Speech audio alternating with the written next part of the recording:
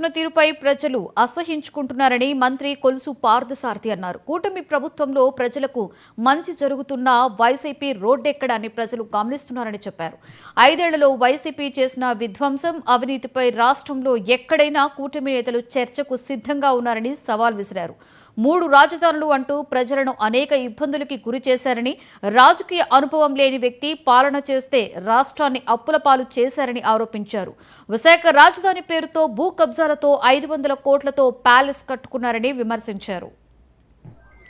3 రాజధానులు అన్నావు, ఓకే, నీ కొంతకాలం నీదే కరెక్ట్ అని మీరు నమ్మావు కదా. ఏం చేసావు 3 సంవత్సరాలు 3 రాజధానుల కోసం? విశాఖపట్నం రాజధాని అని చెప్పేసి వాళ్ళందరికీ కూడా ఆశలు చూపించావు. ఏం చేసావు విశాఖపట్నంలో అభివృద్ధికి? నేను అడిగాను, విశాఖపట్నంలో కలిసిన ఫ్రెండ్స్ ని, విశాఖపట్నం రాజధాని అన్నారు కదా, ఏమైనా అభివృద్ధి చేశారా, ఏదైనా కార్యక్రమం కట్టడాలు చేశారంటే ఆయన చేసిందల్లా ఒక్కటే విశాఖపట్నంలో.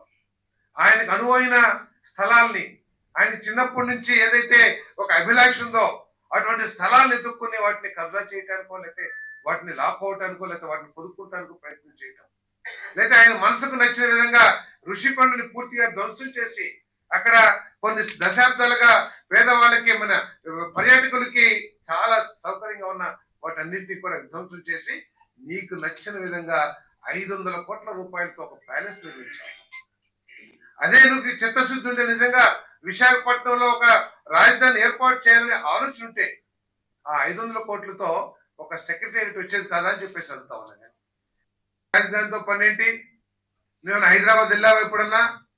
ఆ విధంగా మభ్యపెట్టే మాటలు చెప్పి 3 రాజధానుల వాదనని బలంగా ప్రజలకు తీసుకెళ్తానికి ప్రయత్నం చేసావు. కానీ 3 రాజధానులు అన్నావు, ఓకే, నీ కొంతకాలం నీదే కరెక్ట్ అని మీరు నమ్మావు కదా.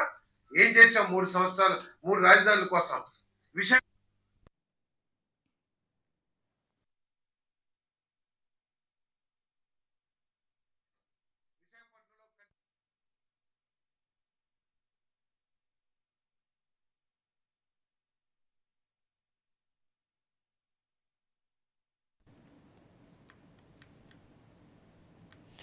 విజయవాడ ఇంద్ర